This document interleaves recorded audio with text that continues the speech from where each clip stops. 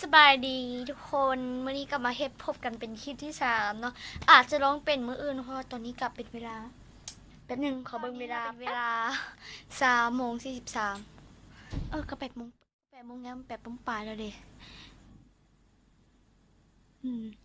โอเคเนาะมาเบิ่งตัวแรกกันเลย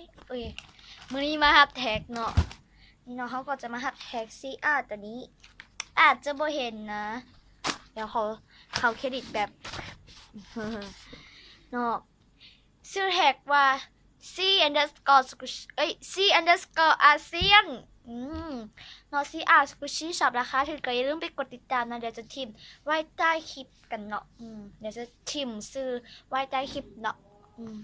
ว่าจะเถื่อเลยวะโอเคไปเบิ่งข้อแรกเลยลืมบอกเนาะก็จะมาหับคำทานตัวนี้หนึ่งหรือมาหับแท็กตัวนี้เป็น EP 5เนาะข้อที่1เนาะสกุชชี่ที่มากที่สุดในคอลเลคชันเนาะก็เริ่มมาเป็นซีสวาเนาะมามากที่สุดแล้วไอ้แค่2 อันก็เริ่มมาเป็นนี่แครอทกระต่าย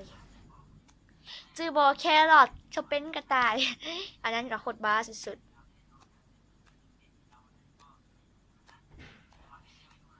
แล้วอีกอันนึงที่เลือกมาก็จะเป็นซาลาเปามันจูของคิบุลายเส้นคิบุแป๊บนึงเห็นบ่กล้องบอดโฟเนาะมันบอดโฟอยู่เลยไปเบิ่งข้อที่3กันเลยข้อที่3เนาะสกุชี่ที่อยากให้พ่อกับแม่พ่อเขาเนาะเป็นคนที่มากินอะโวคาโดที่สุดมันว่าความจริงอยู่แล้วเนาะอะโวคาโดก็ถ้ามีที่จริงก็บ่ฮู้เนาะพ่อมากินหยังก็พ่อมากินอะโวคาโดตอนแรกสิเลือกซาลาเปาให้ลืมไปว่าพ่อมาอะโวคาโดอยากให้กินมาอะโวคาโดเนาะไปเบิ่งตัวที่อยากให้แม่กันเลยตัวที่อยากให้แม่เนาะแม่เป็นคนที่มากินซูชิกินมังกรเนาะแบบว่ามังคุดแม่ก็มักแต่เขาเลือกมา1 อันก็คือมังกรเนาะแต่เขาว่าเป็นคนที่บ่มากินมังกรเขาเป็นคนที่มากินมะฮุงน้ำมักแตงแบบนี้เมลอนเนาะคือแบบว่ามากสุดๆเลยหรือว่าแอปเปิ้ลก็ได้ขอบ่ให้แม่มาแกล้งก็พอไปเบิ่งก็เป็นสกูชี่ที่แพงที่สุดก็เลือกมาเป็นปังแตงโมของโจอี้กันเนาะมาเบิ่งความสโลกันเลยแบบว่ามันต้องตัดไปตัดมาเนาะเพราะว่า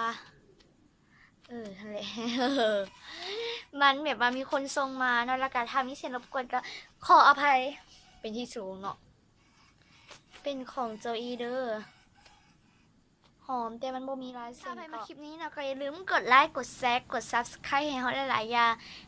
ดิสไลค์กับพอถ้าดิสไลค์ก็อย่าลืมกดไลค์ให้กาย2 ไลค์เนาะก็อย่าลืม50 ซับเนาะแจกสกุชชี่เนาะก็เดี๋ยวสิทิมไว้ใต้คลิปเลยก็อย่าลืมเบิ่งใต้คลิปเนาะมื้อนี้ก็บ๊ายบาย